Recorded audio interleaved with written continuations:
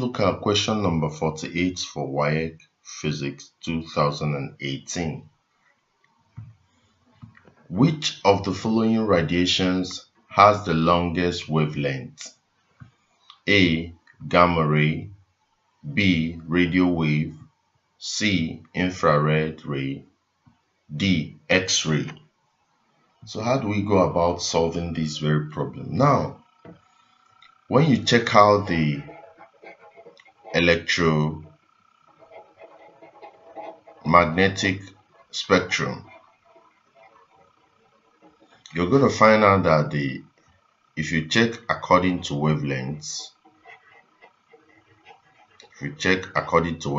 you're going to find out that the one with the longest wavelength is radio waves, followed by microwaves, followed by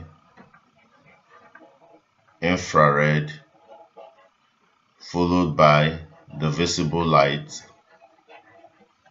followed by ultraviolet, followed by X-ray, then finally gamma ray. So that's how it is. So we have wavelengths of up to 10 to the power 4 here, 10 to the power 4 to 10 to the power 2. Whereas in gamma ray we have wavelengths of up to 10 to the power 12, actually between 10 to the power minus 11 to 10 to the power minus 12. So we have the highest or longest wavelength here, radio waves. So radio waves is the one with the longest wavelength, and the one with the shortest wavelength is gamma rays.